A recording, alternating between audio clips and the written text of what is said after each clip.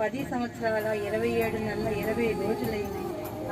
ఇల్లు పడిపోయి గాలి గొప్పలు కాడి ఏ అయ్య కాడికి పోయినా ఇదో ఇస్తా ఇదో ఆఖరికి ఎవరు అన్నం పెట్టలేదు. ఈసారి పోతే గౌరవిస్తాడు. ఎంత పనన్నా ఉంది కారులో నుంచి ఏమో రామ్మ అని పిలుస్తాడు.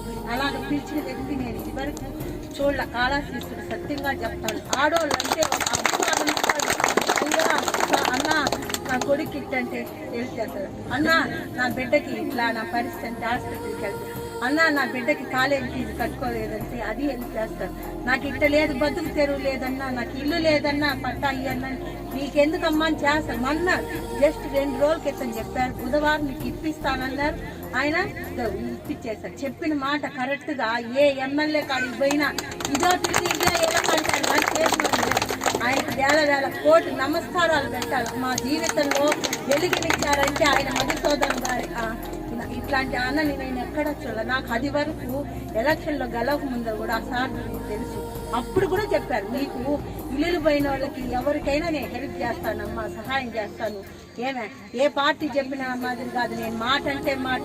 అప్పుడు చెప్పారు, ఇప్పుడు ఆయన గెలిచినారు. ఇప్పుడు 10 ఏళ్ళుగా మాట చెప్పిన మాట నిలబెట్టుకున్నారు. ఎవ్వరు చేయలేకపోతానే కానీ ఒక్కరు కూడా చేస్తామంటారు, మళ్ళా రా అంటారు.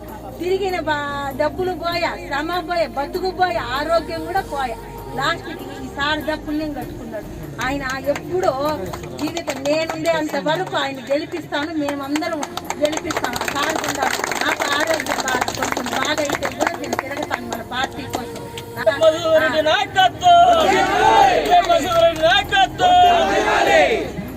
ఆయనకి వేల కోటి థ్యాంక్స్ చెప్పుకోవాలి. నేను మా అన్నంటే మధుసూదన్ అని నప్పుడు నిజం చెప్పాలి.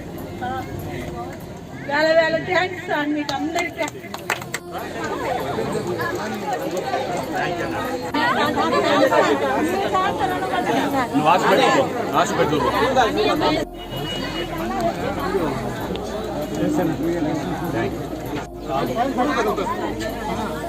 సార్ వచ్చి హౌసింగ్ ఇల్లు కట్టించేస్తారు. మీరు ఎప్పుడు ఇస్తారు మేడం? పోయి కలవండి, మీరందరూ కలిస్తే ఇల్లు కూడా కట్టించారు.